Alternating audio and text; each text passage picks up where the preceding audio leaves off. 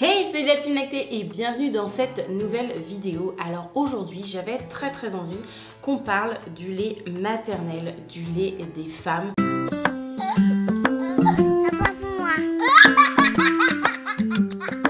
Du lait qui sort, qui est produit et qui sort comme ça de ce corps que nous habitons, qui est un nutriment, on ne va pas se mentir, à part entière.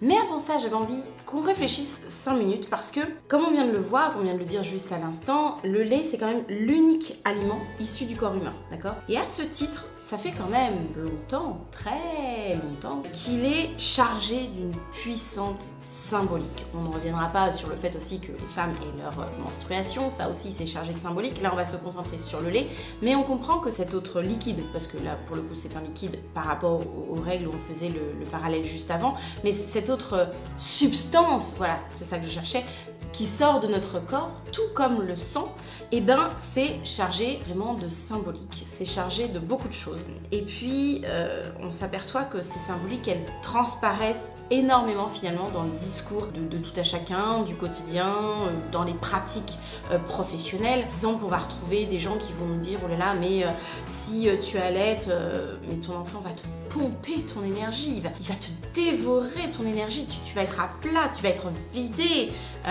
Voilà, il y a cet aspect un peu anthropologique de on va se faire dévorer si on allait, notre enfant va comme ça tout nous aspirer un petit peu. Donc ça déjà, il y a déjà une grosse symbolique qui peut se répercuter, on le voit hein, dans les expressions qu'on utilise au quotidien. Eh ben oui, t'es vidé, je comprends, t'es fatigué. Des fois même, c'est même pas dans une portée négative les réflexions qu'on va faire, c'est juste une expression qu'on va utiliser, mais cette expression elle est ancrée dans des croyances en fait qu'on a nous oubliées, qui se sont transmises et qu'on continue à véhiculer sans avoir conscience de la portée de ces mots et sans avoir conscience de là où ça vient. Donc voilà, le fait de dire à quelqu'un, une autre maman, plus est, pardon, allaite, ben oui, je comprends, oui, bah oui, t'es vidé, oui, bah oui, t'es fatigué, oui. Mais le fait d'utiliser le mot vidé, ça a quand même une portée, un sens. Vous voyez ce que je veux dire? C'est comme quand on a nos menstruations et qu'on dit, oh, je suis vidée.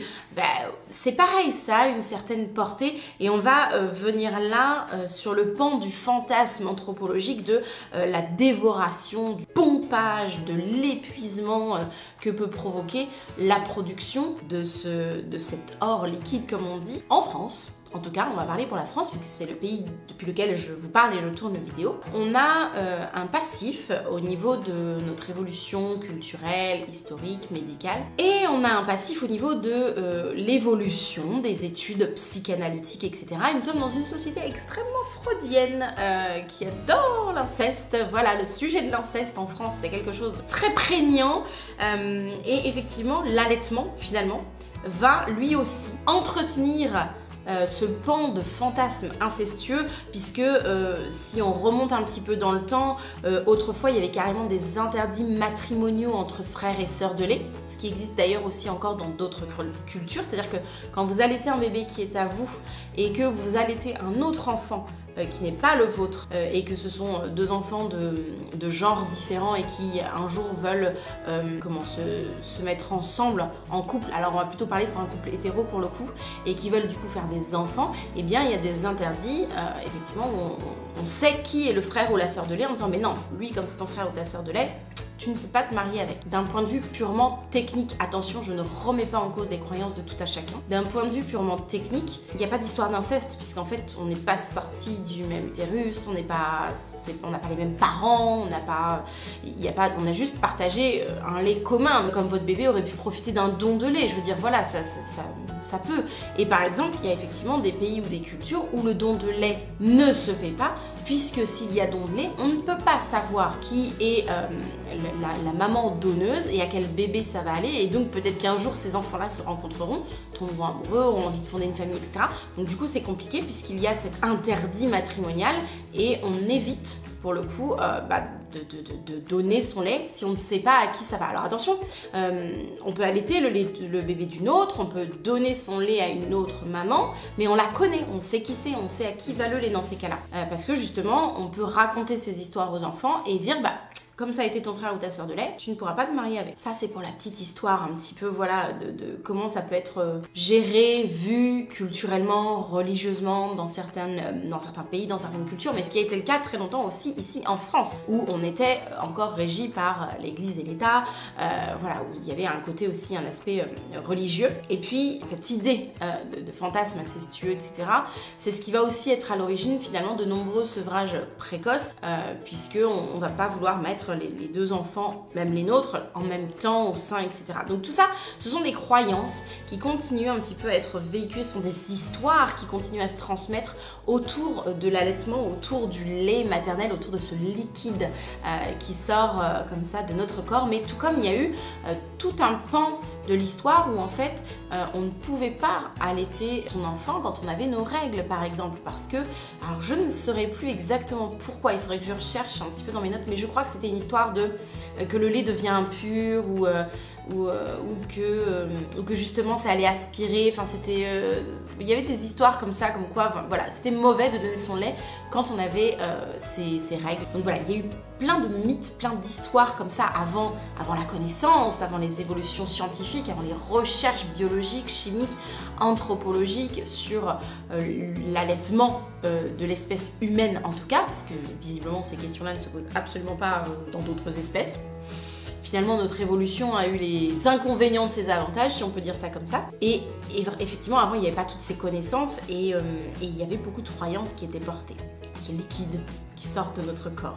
Mais justement, laissons un petit peu l'histoire de côté et évoluons. Nous aussi, dans cette vidéo, allons-y, on évolue dans nos représentations, on évolue dans nos connaissances, et puis finalement on va venir à en parler de ce qui nous intéresse, au-delà des mythes, au-delà de toute cette mystériosité qu'il peut y avoir autour de ce liquide. Et bien justement on va parler de la biologie, de l'aspect biologique, de l'aspect factuel. Finalement on va revenir à des choses un peu plus factuelles, un petit peu plus pragmatiques. L'aspect biologique du lait maternel. Il faut savoir par exemple que le lait maternel contient de nombreux éléments d'origine maternelle, telles que par exemple les cellules de défense contre les infections, qui passent à travers le lait et ont des fonctions biologiques intactes. Les cellules de défense sont capables de phagocyter, c'est-à-dire de venir détruire les bactéries et les produits de destruction cellulaire dans la lumière alvéolaire. J'essaierai de vous mettre un petit schéma là, ce sera plus simple. Comme dans l'intestin du bébé. Elles peuvent aussi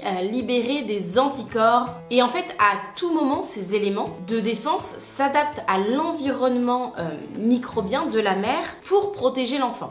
En gros, ce que ça veut dire, si on traduit un petit peu tout ce que je viens de vous dire, parce que j'ai utilisé des gros mots, hein, d'accord? J'ai utilisé phagocyté, j'ai utilisé lumière alvéolaire, j'ai utilisé destruction cellulaire, voilà. En gros, ce qu'il faut comprendre, c'est que le lait, il va transporter, donc le lait, il est synthétisé à partir du sang, hein. On se souvient que le lait est synthétisé à partir du sang, ça on en a déjà parlé, je vous en parle sur mes différents réseaux. Si vous n'y êtes pas, je vous invite de ce pas à me rejoindre. Et effectivement, dans le lait, on va retrouver des bonnes bactéries, on va retrouver des anticorps, on va retrouver des cellules souches, on va retrouver en fait des éléments qui vont permettre d'aller dans le corps de bébé, à travers le lait finalement, et qui vont lui permettre à lui de créer ses anticorps, de créer ses défenses, d'apprendre finalement. C'est un petit peu comme en informatique, vous voyez, on lui envoie un code, comme ça lui il peut l'intégrer dans sa matrice, et puis du coup il se construit avec ça, et il construit de meilleures défenses immunitaires, il a des informations. Pour faire le parallèle, c'est comme quand il bouffe un verre de terre au bac à sable. Oui, je sais, c'est dégueu, mais n'empêche que quand il fait ça, ou quand il mange du sable au bac à sable, ben, alors oui, c'est cracra, voilà. Mais en attendant, il enregistre, en faisant ça, il enregistre un max d'infos parce qu'il s'expose aux bactéries et il enregistre un maximum. Alors il y a des bactéries, il y en a des mauvaises dans l'eau, effectivement, dans le cas, mais il y en a aussi des bonnes finalement. Donc il emmagasine comme ça tout un tas d'informations qui vont lui permettre de construire, de se construire, de construire sa santé, de construire son système immunitaire et de construire ses défenses immunitaires. Et dans le lait maternel, qui était quand même un petit peu mieux que manger du sable ou un verre de terre au parc, on est d'accord? Et ben c'est pareil, on va lui transmettre de bonnes informations par le biais de bactéries, par le biais de cellules. On va lui envoyer de bonnes informations qui vont aller comme ça dans son intestin, dans son cœur, en fait qui vont aller dans le sang hein, tout simplement, mais qui vont aller comme ça à droite, à gauche dans les parties de son corps et qui vont lui permettre d'enregistrer de bonnes informations pour se créer un système de défense immunitaire qui soit soit un peu plus optimal finalement que s'il avait été nourri autrement. Et c'est d'ailleurs ce qui fait du lait maternel un produit biologique d'une très très grande complexité au final. Alors il faut savoir, ça je ne sais pas si vous le saviez, mettez-moi dans les commentaires si vous le saviez, mais il faut savoir qu'on connaît près de 6 fois plus d'éléments que dans les autres laits de mammifères par exemple. Donc, dans le lait maternel, on connaît 6 fois plus, pas 6 de plus, hein, non, 6 fois plus d'éléments que dans les autres laits de mammifères. Lait de vache, lait de brebis, lait de dauphin, lait de baleine, lait d'hippopotame, ce que vous voulez. Et de fait, de nombreux effets biologiques s'entrecroisent dans un système qui va être multifactoriel, si on peut dire, et complexe, on l'aura compris. Et du coup, ça fait comme ça interagir en synergie des hormones, des enzymes, du plasma maternel avec celle du tube digestif de l'enfant. Là, on va plutôt se centrer sur le tube digestif de l'enfant.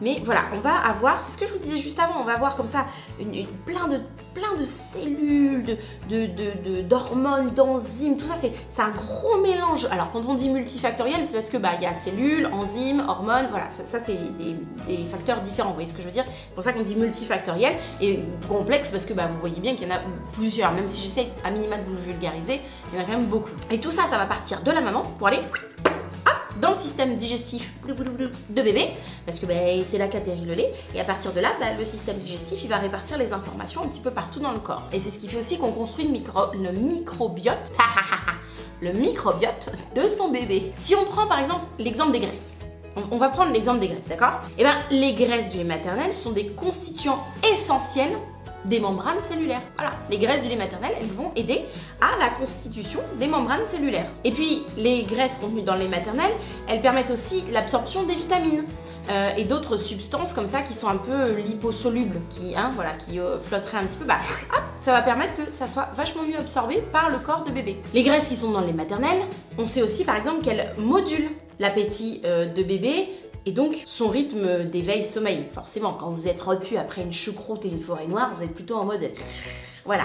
Et quand bébé il a une bonne ration de lait bien gras, etc., forcément il a une sensation de satiété, et puis forcément il va être un peu plus somnolent. On sait qu'un bébé ça fait partie des signes d'un bon transfert de lait. Un bébé qui a bien tété, qui a reçu une bonne ration de lait, il va avoir tendance à être un petit peu plus somnolent. Et puis les cellules, les graisses plutôt, pas les cellules graisseuses, les graisses contenues dans le lait maternel, elles vont intervenir dans les mécanismes immunitaires et donc dans la protection contre les allergies et les défenses contre les infections. Donc, ça va venir vraiment soutenir les allergies. Alors attention, quand on dit ça vient protéger des allergies, on n'est pas là en train de vous dire oh là là, c'est la potion de Panoramix, tout va aller bien, mon enfant ne sera jamais allergique, tout ira bien, etc. Non, il y a des enfants même à l'été qui font des allergies et il y a des enfants même à l'été qui ont des infections. Alors quand on dit infection, ça peut être malade, ça peut être il peut y avoir des degrés d'infection différents. C'est pas the potion magique non plus, mais n'empêche que ça va venir soutenir quand même quelque part les allergies ou les infections. Ça va venir quand même renforcer tout ça, d'accord? Parce que je vous entends déjà dans les commentaires, je vous connais, vous allez me dire oui mais moi mon enfant il est allergique. Oui, on n'a pas dit que c'était the miracle non plus, mais c'est toujours plus performant que de donner une autre alimentation à son bébé. Et d'ailleurs, on le dit, c'est comme ça, mais c'est pour ça que aucun autre lait infantile et industriel, quelle que soit finalement sa composition, ça pourra jamais vraiment être comparé au lait maternel. Même si on essaie de s'en rapprocher le plus possible, on sait que l'allaitement maternel, c'est aussi un élément biologique qui est vivant et qui s'adapte quasiment d'une tétée à l'autre, ou même au cours d'une même tétée. Donc même si on voulait un lait infantile industriel le plus proche possible du lait maternel, sa composition elle serait toujours stabilisée d'une certaine façon et donc elle évoluerait pas en fonction des besoins de notre bébé en fait. Et pour le coup, ça fait clairement du lait maternel un produit biologique de très haute valeur nutritionnelle, clairement. Alors, je vous la refais, mais bon, vous le savez, concrètement, ça fait que le lait maternel est un aliment complet, vraiment complet, entrée, plat, dessert, dijon, petite mignardise, ce que vous voulez, et c'est ce qui fait que ça assure tous les besoins nutritionnels d'un bébé jusqu'à au moins 6 mois, minimum. On rappelle que l'OMS parle d'un allaitement exclusif, c'est-à-dire sans rien d'autre, sans rien ajouter d'autre, sans produit ajouté, jusqu'à 6 mois. Et effectivement, de compléter avec la diversification, attention, c'est l'allaitement qui est complété avec la diversification, jusqu'à 2 ans et plus. Alors, parfois, il y a des bambins ou des bébés qui vont téter en exclusif jusqu'à 6, 7, 8 mois. Pas un problème non plus, hein. Dans tous les cas, il faut bien signaler, souligner que la qualité des protéines et des lipides produits contribue à la solidité tout au long de la vie des tissus nobles comme le cerveau, là-dedans, la rétine, dedans, ou les vaisseaux. Concrètement, peut-être que c'est parce que j'ai pas été allaitée que c'est myope comme une taupe, c'est à creuser. Oui, non, parce que là j'ai des lentilles, ça se voit pas, mais je suis myope comme une taupe, les gars. J'enlève ça, je ne vous vois plus. Je veux dire, il y a un rideau, hein, voilà. Mais c'est vrai que j'ai pas été allaitée. Ça, ce serait un truc intéressant à observer. Vous savez quoi, je suis en train de me dire, c'est un truc intéressant à observer parce que mon compagnon et moi sommes tous les deux myopes. Mais myope. Voilà. Moi, par exemple, je suis à moins 4,50, 75 et mon compagnon doit être à moins 7,50. Et un petit peu le taux de myopie. Et c'est vrai que c'est quelque chose que je surveille chez les enfants parce que je sais que la myopie, c'est c'est un souci qu'on peut transmettre aux enfants. Et c'est vrai que c'est quelque chose que je surveille. Jusque-là, ils ont, à l'heure actuelle de la vidéo, ils ont. Quel âge je sais plus quel âge ont mes enfants. Ils vont avoir 7 et 5 ans, du coup. Ils vont les avoir. Et c'est vrai que pour l'instant, on n'a pas de soucis de vue. J'ai pas l'impression qu'on ait des soucis de vue. Ah, ça va être intéressant, ça va être un phénomène intéressant à... Je me le note dans un coin de ma tête. Tiens, si vous avez des enfants plus grands, que vous avez allaité plus ou moins longtemps, peu importe, mais que vous avez allaité, ce serait intéressant de savoir si vos enfants portent des lunettes aujourd'hui ou s'ils ont des soucis de santé. Ou... On pourrait se questionner là-dessus. Je dis pas qu'on aura la réponse, mais je vous dis que ça peut être un bon truc sur lequel on peut se questionner et on peut échanger en commentaire. Bon, mais pour en revenir à notre lait maternel, j'allais dire à notre mouton. Non. Enfin, les moutons allaitent, mais c'est pas le même lait. Donc pour en revenir au lait maternel de l'humain, hein, de nous, le lait maternel de nous, eh bien, on va aussi dire qu'il apporte à bébé de nombreuses substances du coup non énergétiques qui participent, elles, par contre, au bon fonctionnement de l'organisme. Voilà. La rapidité de l'absorption intestinale, le maintien d'un bon état de santé de manière générale, puisque dans le lait maternel, on va retrouver des facteurs immunologiques, on va retrouver, on l'a dit tout à l'heure, des hormones, on va retrouver des facteurs de croissance, qui permet qu'un bébé pousse bien. Toutes ces substances, finalement, qui sont, on va dire, non énergétiques, c'est-à-dire pas le gras, pas le sucre, vous voyez, ça c'est énergétique, ça, on en a besoin, d'accord. Les protéines, on en a besoin, d'accord. Mais les substances qui vont être non énergétiques, eh ben, elles interagissent entre elles selon, du coup, des modalités qui sont encore, pour le coup, mal connues. Ouais, je sais, à ce stade de la vidéo, je vous ai carrément déçu là. J'étais partie dans ma lancée et en fait là, je vous ai déçu. Désolée, mais c'est comme ça. Pour l'instant, on n'en sait pas plus. Si un jour on en sait plus, comptez bien sûr sur moi pour vous faire une vidéo, bien entendu. Alors, on ne peut pas parler du lait maternel humain sans parler de son adaptation en fonction de l'âge de nos enfants, d'où l'idée d'un allaitement anthropologique. Alors si vous ne savez pas ce qu'est un allaitement anthropologique, bien sûr, je vous invite à me rejoindre sur Instagram, hein, parce que j'en ai parlé déjà régulièrement, j'ai fait des lives à ce sujet qui sont retrouvables en replay sur la page Instagram. Donc voilà, pour celles qui mèneraient un allaitement anthropologique, eh bien, il y a cette notion de lait qui va s'adapter selon l'âge de l'enfant. Alors on va essayer d'être un petit peu plus clair à ce niveau-là, parce que c'est vrai qu'on a l'impression comme ça c'est magique. Ouh, hop, mon enfant a 2 ans, tout que ça s'est adapté, qu'est-ce qui s'est passé? Non. En fait, ce qu'il faut comprendre, c'est que le lait maternel, il contient les nutriments nécessaires à une croissance harmonieuse de nos bébés. On va pas le refaire, mais on refait glucides, lipides, protéines. Pourquoi je dis on va pas le refaire si je le refais? Ne dis rien, ça auto-fatigue des fois, hein, vraiment. Donc voilà, concentration, bon sang, concentration. Donc voilà, il va contenir des glucides, des lipides, des protéines et bien d'autres choses. Et c'est justement ce qui fait que sa composition est toujours adaptée aux besoins de nos enfants. En cas de prématurité, par exemple, le lait, il va être beaucoup plus riche en protéines et en acides gras polyinsaturés à chaîne longue, voilà, le gros mot, mais en gros, il s'adapte, quoi. Et puis, passé le premier mois d'allaitement, la quantité de lait qu'on produit reste quasiment stable. On va être aux alentours de 800 ml par jour. C'est une moyenne grosso merdo, hein, voilà. Mais sa composition qualitative, c'est ça qui est important, sa composition qualitative, elle évolue en permanence pour répondre aux impératifs de croissance de l'enfant. C'est-à-dire que c'est pas la quantité qui évolue, d'accord? On voit qu'on atteint un rythme de croisière qui est différent selon chacune, mais se situe en moyenne aux alentours de 800 ml. Mais par contre, sa qualité, elle va être différente. Bah oui. Si bébé est malade, il a besoin de plus d'anticorps, donc le lait va se charger avec plus d'anticorps. D'ailleurs, j'avais déjà fait un article Instagram à ce sujet, et quand un lait est un peu plus chargé en anticorps, on voit que c'est un lait qui a tendance à changer de couleur, qui devient un peu plus crème, un peu plus beige, jaune parfois même, parfois même d'un jaune assez intense pour certaines mamans. Donc ça, c'est qu'il est en train de se charger en anticorps parce qu'il est en train de répondre à un besoin de notre enfant au final. Et pour le coup, ce qui est intéressant aussi à noter, c'est que les qualités nutritionnelles donc du lait maternel que nous on produit, il est indépendant de ce que nous on mange. Et ça c'est intéressant. Oui, toi qui me regardes en mangeant ta petite barre Kinder, tu peux continuer à la manger. Vas-y, fais-toi plaisir. Tu libéreras de l'ocytocine et tu auras un meilleur réflexe d'éjection de lait. Fais-toi plaisir. Si la teneur en graisse du lait va varier d'une tétée à une autre, non parce qu'on va redevenir sérieux 2 minutes, elle varie en fonction du volume consommé, du volume de lait consommé. C'est ce qui fait que bébé va se nourrir à la carte et en faisant des repas plus ou moins riches selon son appétit. On observe par exemple qu'en été, quand il fait très chaud, les bébés vont avoir tendance à faire de très petites tétées, mais très régulières. Voilà, parce qu'en fait, ils vont répondre à leurs besoins d'hydratation. Ils vont aller chercher le côté désaltérant du lait et pas le côté gras, lourd, j'ai besoin de manger, j'ai besoin d'être à satiété dans mon estomac. Et puis bien sûr, c'est ce qu'on a dit juste avant, on n'oublie pas que la composition de lait, elle est également variable d'une femme à une autre. Par exemple, la teneur en lipides du lait augmente lorsque la capacité de la glande mammaire est faible. C'est-à-dire que en fait, plus un sein est vidé, plus un sein est essoré comme ça, plus il va se remplir. Vous voyez ce que je veux dire? C'est les vases communicants. Plus c'est vide, plus on remplit quoi.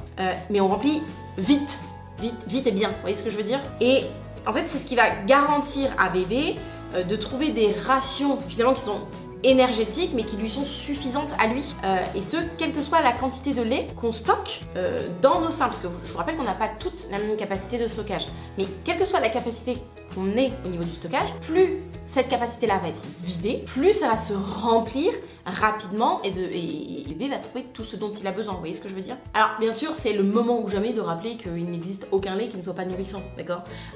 Bon, seulement en cas de dénutrition extrêmement sévère, mais là on parle de dénutrition, les gars, pas là en France, enfin, même une mère mal nourrie, mal nutrie produira du lait. Par contre, en cas de vraiment de dénutrition, c'est-à-dire un verre d'eau, mais pas quand on fait un jeûne, c'est voilà, rien. Bon, ben là, on peut effectivement voir des lactations qui s'arrêtent. Mais ça reste quand même des cas extrêmes, je veux dire, vraiment très extrêmes. Bon, et puis n'oublions pas que dans toute cette histoire, quand même, un truc vous voyez, de cet or blanc qu'on produit, bah c'est quand même sa fonction dans le lien mère-enfant. Oui, parce qu'on le répète assez souvent, ok, il y a le côté qualitatif, quantitatif du lait maternel, mais il y a quand même tout le côté relationnel, de lien que ça crée entre la mère et l'enfant. Il y a même, au niveau des composants odorants du lait, il y a les mêmes composants odorants que le liquide amniotique. Ça, je vous en avais déjà parlé. Les glandes de Montgomery autour du sein, là, elles sécrètent un petit liquide qui a exactement la même odeur que le liquide amniotique. Et c'est ce qui fait d'ailleurs que c'est différent pour chaque enfant, forcément. Et du coup, ça porte l'odeur du corps du parent allaitant, du corps de la maman. Et c'est ce qui permet aussi à nos bébés de reconnaître sa maman juste après la naissance et de le guider vers le sein comme ça. Et ça favorise même une succion efficace. Bref, on l'aura compris, quand même vachement trop plein de trucs trop bien dans le lait maternel, dans cet or. Si on se défait un petit peu des mythes, des tabous, des histoires comme ça qui nous ont été transmises depuis tant d'années, et ben effectivement on s'aperçoit que si on s'arrête sur l'aspect biologique, chimique, purement factuel, scientifique du lait, de sa composition, de sa qualité, etc., on s'aperçoit que c'est ce qu'on dit à longueur de temps, c'est vraiment un élément qui répond à tous les besoins de bébé, que ce soit des besoins énergétiques, gras, graisse, sucre, protéines, etc., mais des besoins non énergétiques. On a vu que ça venait soutenir quand même la croissance de bébé, il y a des croissances, etc. Puis il y a tout le côté affectif, relationnel qui est en jeu finalement. C'est un petit peu notre boîte de Pandore à nous, ce lait maternel quelque part, j'ai envie de dire. Donc voilà, moi je trouve ça extraordinaire. Si on se pose 5 minutes, qu'on réécoute cette vidéo et moi je réfléchis comme ça, je repense à tout dire, je vous dis c'est quand même un élément qui est assez extraordinaire de savoir qu'on est capable de produire ça en fait. Moi c'est ça qui m'émeut, savoir qu'on fabrique quoi. Et là, c'est moi qui l'ai fait. 100% fait maison. Voilà, donc c'est quand même assez incroyable de savoir qu'on est capable de faire ça et tout ce qu'il y a dedans, et encore, c'est ce que je vous disais, les éléments sur lesquels on a pas de connaissances. Donc c'est ça qui est assez extraordinaire. Je sais pas ce que vous en pensez. Dites-moi vous ce que vous en pensez en commentaire parce que je ne sais pas comment finir cette vidéo. Je trouve ça tellement extraordinaire tout ce qu'il est capable de faire que je ne sais pas comment vidéo. Alors vous savez quoi, finissez-là pour moi. Non, je déconne. Dites-moi en commentaire ce que vous en pensez, ce que vous pensez de ce liquide là, blanc, enfin blanc. Il est pas tout à fait blanc, hein, mais ça on y reviendra. Je vous prépare une autre vidéo là-dessus. Mais dites-moi ce que vous pensez de cette capacité de notre corps à produire ce liquide qui est juste absolument incroyable. En attendant, moi, je vous fais des gros bisous. N'hésitez pas à liker, à vous abonner et à lâcher un petit commentaire, même un petit cœur, parce que je vous rappelle que ça fait plaisir, hein, d'accord, à YouTube, puis à moi, hein, ça travaille. Et puis abonnez-vous, parce que je vous rappelle que les 3/4 qui regardent mes vidéos, vous n'êtes pas abonnés. Non, vous n'êtes pas abonnés. Et c'est un scandale, voilà. Je n'ai que ça à dire, c'est un scandale, voilà, c'est tout. Non, ça fait plaisir, franchement, ça fait plaisir. Et puis comme ça, vous ne loupez plus aucune information autour de l'allaitement maternel et c'est cool ça. Donc voilà, je vous fais des gros. N'oubliez pas que savoir, c'est prévoir pour pouvoir. Je vous dis à bientôt dans une prochaine vidéo. Ciao!